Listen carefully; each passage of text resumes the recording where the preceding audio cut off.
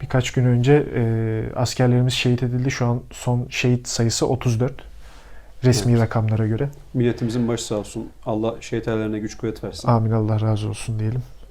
Yani bu konu hakkında ben sana bazı sorular sormak istiyorum. Çünkü gündemi de çok takip eden bir insansın. Hem bilgilendirme olsun diye hem de bir tekrar olur bazı şeyler için.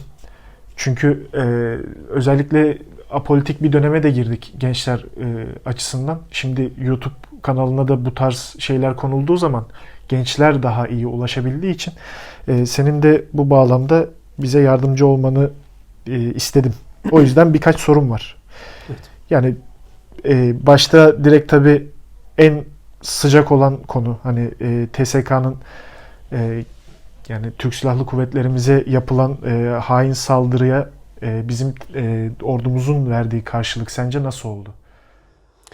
Şimdi öncelikle bu karşılıkta şöyle bir durum söz konusu. Bu işte PKK sürecinde, doğudaki terör sürecinde şöyle bir durum gelişti. Bir yerden sonra acaba devletin verdiği cevabı bize abartılarak mı sunuluyor gibi bir fikir gelişti insanların içerisinde. Hani diyelim ki bir operasyon yapıldı. Terör örgütlerine mensuplarından 1000 kişi öldürüldü diye bir haber yapılıyor. İnsanın aklına ilk oluşan acaba gerçekten 1000 kişi öldürüldü mü? Ya da işte 2 tank vuruldu, 3 tane uçak düşürüldü deniliyor. Acaba düşürüldü mü? Tarzında bir sıkıntı var insanlarımızda.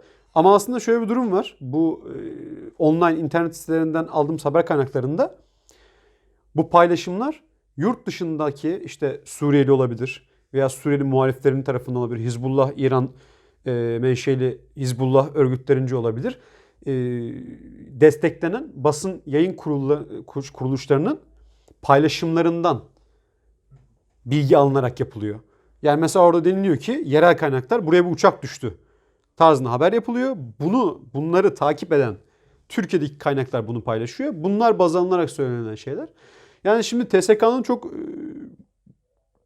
büyük bir karşılığı oldu Suriye tarafına yönelik. Ama bu karşılık acaba işte Hizbullah'a mı oldu? Yani İran destekli milis güçlerine mi oldu? Yoksa Esad ve rejim güçlerine mi oldu? Böyle bir karışıklık var. Yani tam sıkıntıları çözmüş durumda değiliz burada. Hani hangisine ne yapıldığı tarzında ama çok güçlü bir karşılık verildi. Yani düşen uçaklar olsun, vurulan tanklar olsun, işte üst düzey komuta idaresinden kişilerin öldürüldüğü söyleniliyor rejim gücünden, rejim güçlerinden. Yani büyük bir karşılık geldi ama tabii tam olarak da kesin olarak da ne olup ne bittiğini şey yapmak için çok fazla takip etmek gerekiyor etrafı. Yani üst rütbeli askerlerin de öldüğü söyleniyor, öldürüldüğü Evet, söyleniyor evet. bu arada. Bu bağlamda da aslında ikinci sorumu da cevaplamış oldun. Hani kimin tarafından yapıldı sorusu. Çünkü Esad güçleri tamam görünürde öyle gibi ama Rus askerlerine ya da Rusya'nın kendisine karşı yapılan bir saldırı da olabilir. Hizbullah da olabilir dediğin gibi. Bu konu hakkında bir Ya şimdi açıklama. aslında burada en masum kalan kısım Hizbullah kısmı. Çünkü Hizbullah'ın ne bir uçağı var ne de bir istihbarat gücü var. O yüzden Hizbullah hani bu işi yapmış olamaz bence. Bu büyük bir eylem çünkü hani Türk askerine karşı bunu yapmak kolay değil. Ama Rusya'nın da direkt olarak böyle bir olaya müdahale olacağını düşünmüyorum. Neden diye sorarsanız hani e, Rusya'nın bizimle çok iyi ilişkileri var gibi gözüküyor. Hatta bu ülkenin kendi arasında çok iyi ilişkileri olmaz. Bu ekonomik ilişkilerdir. Yarar zarar düşünülür. Ama şimdi Rusya'da şöyle bir durum var. Bizim ekonomimiz kötü. Bu yüzden birçok ülkeyle iyi ilişkiler kurmaya çalışıyoruz. Ama aynı şey Rusya için de geçerli. Rusya da ekonomik olarak bir çıkmazın içerisinde. Avrupa'da belli bir dışlanma yaşıyor. Amerikan taraftarı ülkeler tarafından bir dışlanma yaşıyor. Bundan dolayı Rusya'nın da bize ihtiyacı var. Hani bakıldığında S-400 alımımız mesela Rusya için büyük bir ekonomik katkı. Tabii Rusya başka yerlere de satıyor ama şöyle bir şey var. Hani Rusya'dan aldığın ürünlerle Amerika'dan aldığı ürünlerin belli bir sınırı var. Eğer Rusya'dan belli bir üründen fazla savaş ürünü alırsan Amerikan düşmanı olarak algılanıyorsun Amerikan tarafından. Bu yüzden Rusya'nın silah satabildiği, büyük askeri satış yapabildiği ülkeler çok fazla değil. O yüzden şu an Türkiye ile arasındaki ilişkiler Rusya için de çok önemli. Suriye'de farklı bir hesabı var. Bundan dolayı şu anda bizim karşımızda olan Esad'la birlikte olarak gözüküyor ama yine de bu kadar direkt karşımıza çıkmaz. Kim çıkabilir? Esad çıkabilir. Esad rejim gücü olarak çıkabilir. Ama Esad'ın da bu sefer şöyle bir eksiği var. İstihbarat yok. Yani bizim konvoyumuzun tam olarak nereden geçtiğini anlayabilecek bir uydu gücü ya da bir işte İHA gücü, SİHA gücü veya drone görüntüsü gibi hiçbir şey yok Suriye'nin. O da bu saldırıyı planlayamaz. O zaman burada görünen o ki yani Rusya'nın bir istihbarat sağladığı, Suriye'nin de bir operasyon düzenlediği gibi bir birliktelik düşüncesi doğuyor bence. Peki Esad güçlerinin de bu saldırıyı yaptığını varsayarak, o zaman öyle konuşursak, bu Esad güçlerinin, yani rejimin daha doğrusu kendi topraklarını korumak için yaptığı bir saldırı olarak da değerlendiremez miyiz? Yani tabii ben muhalif taraftan konuşmuş olacağım şimdi. Tam cevabı alabilmek için. Esad rejimi bu konuda haklı olabilir mi? Onların toprağında olunduğu için. Ya şimdi şöyle, Esad rejimi kendi içinde bir sıkıntı yaşıyor. Çünkü Esad rejimi ilk önce ne olduğuna karar vermeli. Esad rejimi bu ülkenin başına geçmiş bir diktatör müdür? Kendisinin karşısında olan herkesi öldürüp kesen biçen bir örgüt müdür? Yoksa bir ülkenin lideri midir? Bir ülkenin hükümeti midir? Eğer şimdi bir ülkenin hükümeti ise katliamlar yapmaması gerekir mesela. Ya da masum halkı vurmaması gerekir. Hastaneleri vurmaması gerekir. Varil bombaları atmaması gerekir. Şimdi bizim gördüğümüz o bölgenin demografik yapısının değiştirilmeye çalışıldı Esad tarafından. Ki bunu yaparken gördüğümüz gibi hani bizim terör örgütü olarak kabul ettiğimiz, dünyanın bazı kesimlerinin kabul etmediği YPG ile birlikte hareket edebiliyorlar. Bütün dünyanın terör örgütü olarak kabul ettiği Hizbullah'la birlikte hareket edebiliyorlar. Bütün teröristleri yanlarına almışlar ve büyük katliamlar yapıyorlar. Ki bu İdlib'de de yaşandı. İdlib'den geri dönün denildi insanlara. Burada size bir şey yapılmayacak denildi rejim tarafından. Ama geri dönen İdlibliler canlı canlı gömüldü. İşkenceler edildi. Bunu oradaki insanlardan görebiliyoruz. Oradaki bir kadını görmüştüm mesela. Kocasını almışlar. Kocası nerede belli değil. Şimdi burada bir halk yok edilmek isteniliyor. Bir popülasyon yok edilmek isteniliyor. Aslında biz İdlib'i geri alalım derken İdlib'deki topraktan bahsediyor Esad. Oradaki insanları çok rahat bir şekilde öldürme kararını çoktan vermiş bile. Bu yüzden yani o sorudaki kendi toprağını savunuyor durumunu yaşamıyor. Çünkü İdlib'de yaşayan İdliblileri şu anda savunan görünen o ki Türkiye. Ve oradakileri yok etmek üzerine ben buraya varil bombası da atarım. İnsanların hepsini öldürürüm. Gitsinler, Türkiye'ye mi gidiyorlar? İşte denizden Yunanistan'a gitmeye çalışıyorlar. Nereye giderse gitsinler tarzında bir söylem içerisinde ve davranış içerisinde bulunan Esad rejimi. Bu yüzden Esad rejimine de şimdi hani ülkesinin toprağını savunmaya çalışan ülke hükümet olarak bakmak çok mantıklı olmaz bence. Burada Esad şöyle davranıyor. Benim toprağımın olduğu yerler benim. Biz burada bir ülkeyiz. Bir de şurada bir toprak var. Orada işte muhalif birileri varmış. Gidip onların hepsini doğrayayım. Şimdi sen bu kafaya girersen, böyle bir davranış içerisinde bulunursan tabii ki oradaki insanları öldürememen gerekir. Aslında bakıldığında işte NATO'nun, Birleşmiş Milletler'in senin karşında durması gerekir. Sen böyle bir katliam yapamazsın demesi gerekir. Ama şu an kimse bunu demiyor. Türkiye desin, Türkiye çeksin. Terörle Türkiye uğraşsın, mültecilerle Türkiye uğraşsın. Her şeyi Türkiye yapsın deniliyor. Bir de sonrasında muhalif bir taraf kesim de bunun olay üzerinden Türkiye'ye bu şekilde sen ne insanların toprağına karışıyorsun gibi aslında diğerlerinin yapması gereken yapmadığı şeyleri yapan ülkeye de laf söylüyor. Bu da nasıl bir şeydir? Ya bu çok garip. Çünkü gerçekten aslında orada bir yani insani anlamda kötü bir durum olmasına rağmen dediğin ülkeler ve birleşim topluluklar diyeyim daha doğrusu hiçbir şekilde aksiyon almıyor. Türkiye bir şeyler yapmak istiyor. En azından görünürde böyle. Ona da karşı çıkıyorlar. Aslında ben de sonrasında şeyi soracaktım. Hani İdlib'de neden hala İdlib'de Türkiye diye. Çünkü çok da soruluyor. Aslında bunun bir cevabı bu burada. Çünkü kimse sahiplenmiyor oradaki insanları bakıldığında. Bunun dışında İdlib'de neden varız? Yani şöyle, insani anlamda evet, görünen ya da bizim destekleyeceğimiz kısmı bu. Ama acaba başka bir nedeni olabilir mi? Yani ekonomik bir neden, siyasi başka bir neden olabilir mi? Ne düşünüyorsun abi? Şimdi ilk önce ekonomik olarak bir şey olmaz. Çünkü orada ekonomik olarak bir şey olacak dahi olsa Amerika olur, Rusya olur.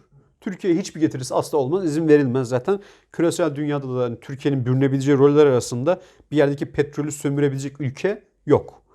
Öyle bir rol bize biçilmemiş. Onu Amerika yapabiliyor, İngiltere yapabiliyor, Fransa yapabiliyor, Rusya kısmen yapabiliyor. Başka ülkelere öyle bir kontenjan açılmamış durumda zaten. Hani yok biz de öyle bir şey yapacağız diye değil de öyle bir kontenjan yok yani. Oradaki petrol ya Amerika'nın ya Avrupa'nın ya Rusya'nın. Başka birinin alma ihtimali de yok zaten de. Şimdi İdlib'in jeopolitik önemi çok yüksek. Özellikle Suriye'nin kuzey bölgesindeki ulaşımı sağlayan M4 ve M5 karayolları şeyden geçiş yapıyor.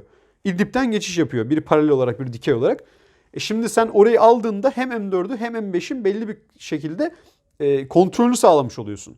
Bu da özellikle Şam ve Halep arasındaki ulaşım konusunda çok büyük bir önem teşkil ediyor. Şimdi bu niye önemli bizim için? Yani M4 M5'i niye tutalım? Niye kuzeydeki ulaşım bizim elimizde olsun? Şimdi bu kısacası aslında sadece İdlib dememek lazım. Şeyle de alakalı. Afrin de aynı şekilde veya diğer topraklar ve bölgeler de yine aynı şekilde. Şöyle bir sıkıntı oluşuyor. Bize ne yapılmaya çalışıldı? Güneyimizde bir terör devleti oluşturulmaya çalışıldı.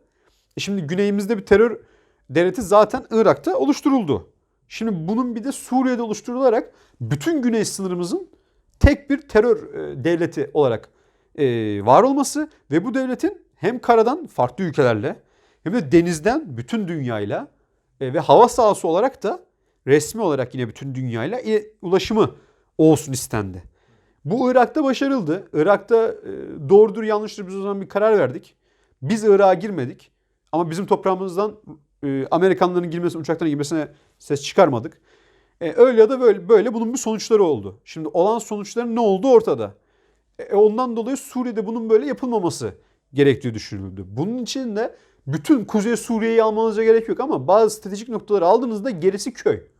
Yani bir tane köyü ben almışım, sen almışsın, şu almış. Bu çok önemli değil. Orası PKK'nın elinde olsa da çok sıkıntı yok. YPG'nin elinde olsa da. Gerçi biz yine de bir 30 kilometre sınır belirledik ama aslında önemli olan 30 kilometredeki bazı yerlerdi. O yüzden biz mesela operasyonun devamını çok yapmak zorunda kalmadık. Elbap önemli bir yerdi. Afrin önemli bir yerdi. İdlib önemli bir yerdi ve biz buraları aldık.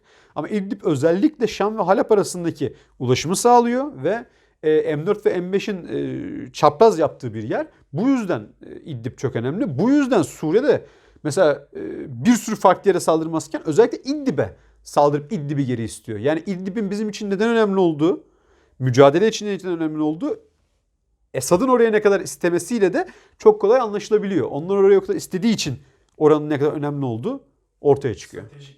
Strateji tabii ki strateji. Ya eğer şimdi şöyle bir şey olsa aslında hiçbir anlamı yok. Suriye eski Suriye olsa gayet güzel yaşayabilen, her özgür ülkenin olduğu gibi terör devletten izin vermeyecek, terörist oluşumlarına izin vermeyecek bir ülke olsa zaten orası Suriye'nin toprağı. Hepsi Suriye'nin olsun. İdlib'i de, M4'ü de, M5'i de hepsi onun olsun. Ama şimdi Suriye bu durumda değil. Suriye bir kere IŞİD'e bütün ülkesini kaybetmiş bir ülke. Bütün ülkeyi kaybetmiş. Yani belli bir yere çekilmiş ama orada da varlığı IŞİD gelmediği için kalmış bir ülke. Ve sonradan da Rusya çok büyük destek verdiği için. Şu anlaşılıyor bir yerden sonra IŞİD daha fazla ilerleyemeyecek. Rusya buradan sonra izin vermiyor. Çok büyük bombardıman yapıyor, sokmuyor. Ondan sonra farkındaysak zaten IŞİD oradan çektirildi ve PKK oraya sokuldu. Şimdi bakıyorsunuz PKK orada geldiğinden beri aldığı bölgelerde sadece Türklerle savaştı sonrasında. Suriye ve Esad'ın şu anda ülkenin 1/3'ine sahip olan PKK'ya karşı ya sen benim ülkemi niye böldün? Sen kimsin? Dediği bir cümle yok. Yani aslında ülkelerini kurtarmak isteyen insanlar değil Suriye güçleri.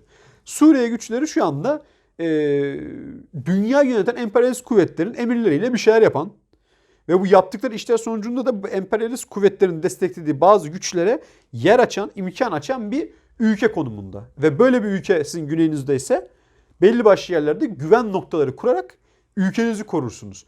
Bugün İdlib'de sıkıntı yaşıyoruz ama Halep, örnek veriyorum pardon Hatay güvende. Eğer bugün İdlib'i, Afrin'i, Elbap'ı bu kişilerin bırakmak istediği terörist boşluğa bırakırsak oradaki o terörist boşluk bize Hatay'da sıkıntı çıkaracak. ve diğer illerimizde, sınır illerimizde sıkıntı çıkaracak. Bu olmasın diye uğraşılıyor zaten. İdlib'in de bu konuda stratejik önemi çok yüksek. Yani özetlemek gerekirse bu kısmı, normalde bizim sınırımıza yakın başka ülkenin sınırında olan terörist yerleşimi biz def etmek istiyoruz. Sınıra hakim olan, yani sınırda egemen olan Suriye bir şey yapmıyor. Biz kendimiz yapmak zorunda kalıyoruz. Suriye'de neden bizim ülkemize giriyorsun bahanesiyle Rusya ile birlikte saldırı yapıyor. Yani özet olarak aslında burada haklılığımız yine ön plana çıkmış oluyor.